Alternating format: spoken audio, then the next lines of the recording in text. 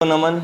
Jansangh party, जैसा कि आप सभी यहाँ पर हैं, मौजूद हैं, ज़िला की पूरी कार्यकारिणी यहाँ पर मौजूद है। बड़ा अच्छा लगता है कि कुछ लोग हैं जो अच्छी चीज़ों के लिए अपने अस्तित्व को मिटाने में भी लगते हैं, तो उस अच्छी चीज़ के लिए अपना अस्तित्व मिट भी जाता है तो बाद में वहाँ पर वो गाने भी लगते हैं। बहुत सारे लोग होते हैं कि जिनको हम सोच समझ के लाते हैं कि यहाँ पर हमारा ये काम करेगा, वो करेगा, वो कुछ लोग उनमें ही निकल के आते हैं जो कि देश का नाम रोशन कर जाते हैं। देखिए क्या बहुत सारी चीज़ें होती है। जनसंघ पार्टी में आपको बधाई देता हूँ कि मंदसौर ज़िला या पूरा भारत आप इस पार्टी को परचम लहराएं और कोरोना के सम्मान, कोरोना योद्धाओं के सम्मान में, क्योंकि कोरोना तो बहुत भयंकर तरीके से, देखिए कि मेरी हालत देख के आप सबको लग रहा होगा कि मैं भी पत्नी से परेशान हूँ, जैसा कि भाई साहब धर्मेंद्र जी ने बताया है ना। तो ऐसी हमारी भी स्थिति है। कोरोना में ऐसी हालत हुई सभी पतियों की, 60 से 80% काम पतियों से करा लेती है पत्नियाँ, उसके बाद सुबह उठते ही बोलती तुम पूरे दिन करते क्या हो। मतलब हालत ख़राब है। अभी मेरा फ़ोन घर पे रह गया, मैं थोड़ा सा घर पे मेरा फ़ोन मैंने अपने सोफ़े पे रखा और बाथरूम में नहाने का चला गया। इतने में एक नंबर देखी उन्होंने कोरोना नाम से, मेरी पत्नी ने। तो नंबर देखिए कोरोना नाम कौन है, लगाऊं तो सही, कुछ लफड़ा है इसमें। उसने जैसे ही डायल किया तो उसके किचन में जो फ़ोन रखा था वो बज गया। बजने के बाद मैं 4 घंटे तक बाथरूम से, मेरे को लाख पूरी कॉलोनी वालों ने समझा दिया, फिर भी बाहर नहीं आया था सर। पर कुछ परिस्थितियों के कारण फिर मेरे को बाहर निकलना पड़ा। तो आप समझ सकते हो कि कैसी हालत है। अभी रामायण में जैसे कि दशरथ जी बढ़िया बैठे हुए हैं, एक महारानी उनका पैर दबा रही, एक सर दबा रही, एक पंखा करके, इतनी प्यार से वो समझा रहे उन तीनों पत्नियों को। उनके 3 पत्नियां होकर कितने प्यार से समझाते, हमारी तो एक होने के बाद भी अभी तक नहीं समझ पाती। मतलब ऐसी हालतें ख़राब हो जाती है लोग। अभी मेरी बीबी बोले कि मैं तुमको हमेशा परेशान करती रहती हूँ, चलो आज चलते हैं मंदसौर पशुपतिनाथ जी के दर्शन करते हैं, मैं तुम्हारे लिए मन्नत मांग लूँगी। उनका चलो ठीक है भैया, ये भी अच्छा है, मेरे लिए मन्नत मांगोगी तो कोई ऊपर वाला कुछ ना कुछ आशीर्वाद दे दे तो बढ़िया अच्छा काम हो जाएगा। हम दोनों गए मंदिर में, बिल्कुल दर्शन किए, सब चीज़ वहाँ पूजा आरती करके आ गए। पूजा आरती करने के बाद मैंने देखा कि मेरी वाइफ ने किसी भी तरह की कोई मन्नत नहीं मांगी। मैंने कहा यार तूने तो बोला था घर से निकलते वक्त कि हम एक मन्नत मांगेंगे, अभी तक तूने मन्नत नहीं मांगी। बोले मेरी इच्छा हुई कि अब नहीं मांगू मन्नत। मैंने कहा चलो ठीक है कोई बात नहीं, पर यूँ तो बता कि मन्नत मांगने वाली क्या थी। बोले कुछ नहीं, ऐसे ही थी मन्नत तो कोई मैंने कहा चलो ना मांगी, मुझे कोई आपत्ति नहीं, पहले यूँ बता दे मन्नत क्या मांगने वाली थी। वो बोले ज़िंदगी में तुम्हारी जितनी भी मुसीबतें भगवान करे वो ख़त्म हो जाए। तो मैंने कहा तो अच्छी बात है, फिर मांगी क्यों नहीं। बोले तुम्हारी सबसे बड़ी मुसीबत तो मैं ही हूँ ना। ऐसा हमारे साथ होता है पतियों के साथ। जिसकी शादी हो गई उनको तो सबको पता ही होगा। बाकी ये दर्शन बोल रहा था कि ये यहाँ पे राम मंदिर में घबरा गया। मैंने कहा स्कूल की जगह राम मंदिर तो नहीं बनवा देगा। तो ऐसी बातें होती रहती है। पर मैं माँ के सम्मान में, माँ जैसा कि इन्होंने बताया, चेतन शास्त्री जी पावागढ़ में, यही पिपलिया मंडे वाले पावागढ़ की बात कर रहा हूँ, वहाँ वाले की नहीं। वहाँ पे माता जी वहाँ के बहुत अच्छे पुजारी भी हैं, बहुत अच्छा लिखते हैं। मैं माँ को समर्पित करते हुए 4 पंक्तियाँ रखना चाहता हूँ। इन फिजाओं की तरह खुद में समा ले मुझको, कोई मसीहा भी नहीं आया बचा ले मुझको, लाख दुआ और मन्नतों में मांगा है, माँ तेरे स्वर्ग से आंचल में छुपा ले मुझको। बहुत बहुत धन्यवाद। आपकी इतनी तालियों से मेरे तो घर वालों का पेट तो भर जाएगा, ऐसी कोई दिक्कत नहीं।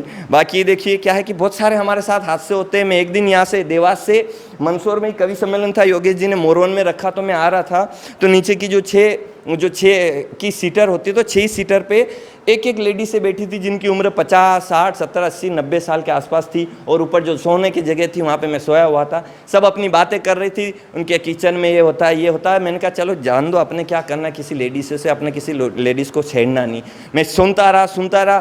थोड़ी देर बाद आई तो उम्र पे बात आ गई, तो मेरा दिमाग खराब। मैंने कहा क्या करना, अपने घर की पत्नी नहीं संभल रही, इनसे क्या करना अपने। तो इतने में 50 वाली ने 60 वाली से पूछ लिया, अपनी उम्र का एक जिक्र किया और बोला कि यार दीदी तेरी उम्र कितनी है। तो जो 60 वाली बोलती है कि मेरी तो अभी 20 की, मेरा दिमाग खराब। मैंने कहा ये कैसे हो सकता है। मैंने कहा चलो छोड़ो यार, इनकी बातें इनको करने दो, अपने क्या करना, अपन तो सोते सोते जा रहे। इतने में 60 वाली ने 70 वाली से पूछ लिया कि दीदी आपकी भी तो बताओ, आपकी कितनी है। तो 70 वाली बोले मेरी तो अभी 18 हुई। मेरा फिर दिमाग खराब। मैंने कहा क्या ये चल रहा है, देखो कलयुग में ऐसा कैसे हो सकता है। मैंने कहा चलो छोड़ो, अपने को जान दो, कोई बात नहीं। इतने में 80 वाली ने 90 वाली से पूछ लिया कि दीदी तेरी उम्र कितनी। बोले अभी तो 17 में लगी। मेरा दिमाग खराब, धड़ाक से नीचे गिरा। वो सब लेडी से बोलने लगी क्या हुआ भैया क्या हुआ। मैंने कहा कुछ नहीं, पैदा होने की प्रैक्टिस कर रहा हूं। ऐसे हादसे हो जाते हैं हमारे साथ। अब क्या है कि पत्नी, हमारे पति पत्नी की लड़ाई बहुत भयंकर होती रहती, सबकी होती है। वो तो घर के बर्तन कोई बताता नहीं कि कहाँ कहाँ बजे हुए। मेरी हुई बहुत ज़बरदस्त तरीके से, मेरे को घर से बाहर निकाल दिया, क्योंकि मेरी इतनी हिम्मत नहीं कि मैं उसको निकाल दूँ। वैसे आपकी भी नहीं होगी, किसी की भी।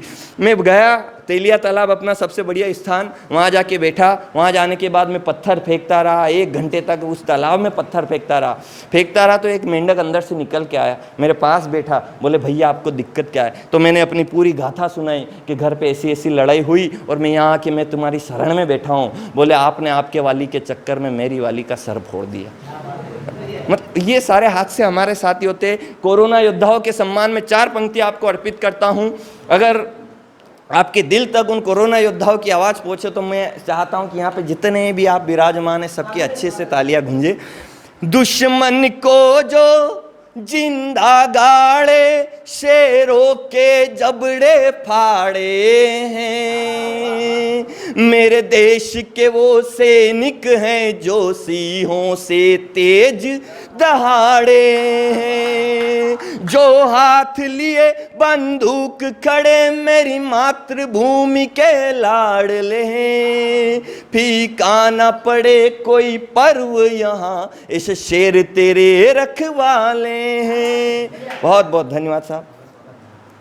ज़्यादा समय नहीं है, कहीं ना कहीं हम सब एक आयोजन के साथ बैठे हैं, तो मैं भी अपना ज़्यादा समय नहीं लेता हूं। और अंतिम अपनी एक कविता है जो मैं देश के नाम लिखता हूं, वो अंतिम कविता को सुना के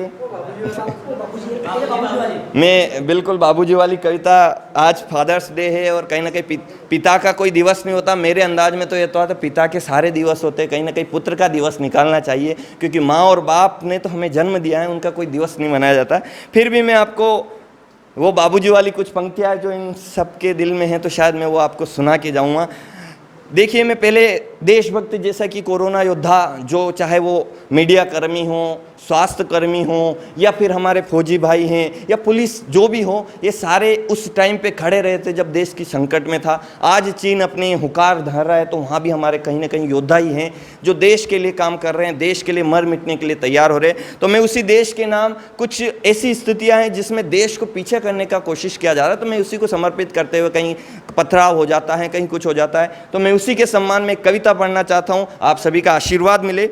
नहीं डरता है हिंदुस्तान। आपके रगों की जो लहू की जो तीव्रता है उसको थोड़ा बढ़ा लेना, क्योंकि ये गीत वही सुने जिसकी कलम लिख रही हैं, तो आपके भी रगों की जो लहू की धाराएं वो तेज और तीव्रता के साथ बहें। नहीं डरता है हिंदुस्तान, नहीं डरता है हिंदुस्तान। पाक की छाती पर पग रख कर ले लेंगे हम प्राण। नहीं डरता है, अगर साथ में स्टार्ट हो जाए तो बढ़िया है। नहीं डरता है हिंदुस्तान, नहीं डरता है हिंदुस्तान। बेखौफी से घूम रहे पाहन बरसाने वाले, कितने खुश हैं सेना का वो लहू बहाने वाले। कितने खुश हैं सेना का वो लहू बहाने वाले। सत्ता की कुर्सी पर हैं दरबार चलाने वाले। सत्ता की कुर्सी पर हैं दरबार चलाने वाले। उजले वसनों में लिपटे हैं, उजले वसनों में लिपटे हैं दानव की संतान। नहीं डरता है हिंदुस्तान, नहीं डरता है हिंदुस्तान। गर मानव मानव का झगड़ा रोज रहेगा यूं ही, गलियों शहरों गाँव में शोणित बहेगा यूं ही। मानव मानवता के हाथों गर मानव मरेगा यूं ही, मानवता के हाथों गर मानव मरेगा यूं ही। पूरा पाकिस्तान बनेगा, पूरा पाकिस्तान बनेगा एक दिन कब्रिस्तान।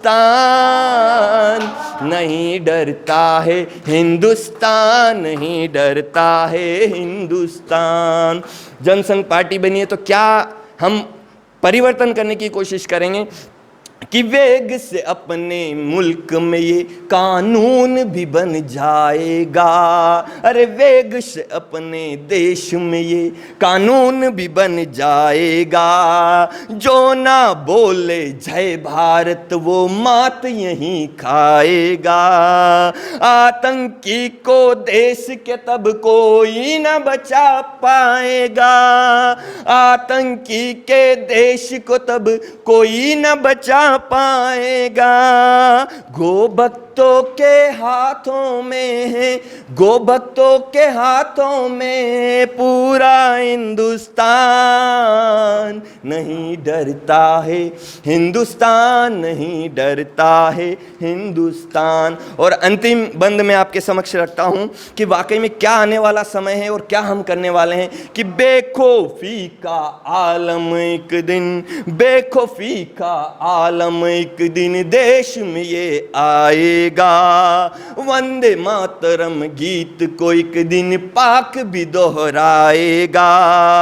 गद्दारों को देश के तब कोई न बचा पाएगा, गद्दारों के देश को तब कोई न बचा पाएगा। पूरा क्षमा चाहता हूं, गद्दारों को देश के तब कोई न बचा पाएगा। कुछ क्षण में ही बन जाएगा, कुछ क्षण में ही बन जाएगा लाहौर भी हिंदुस्तान। नहीं डरता है हिंदुस्तान, नहीं डरता है हिंदुस्तान।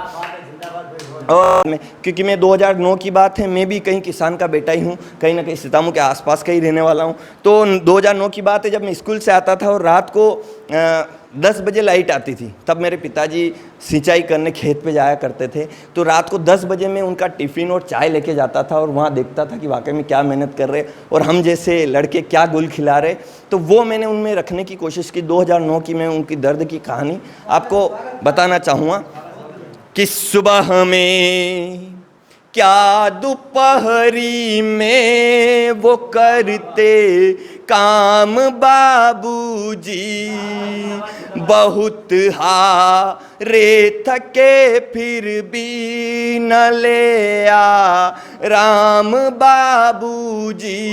बड़ी मेहनत से पाला है उन्होंने अपने बेटों को, उन्हीं के काम से होते हैं अब बदनाम बाबूजी। बहुत बहुत धन्यवाद।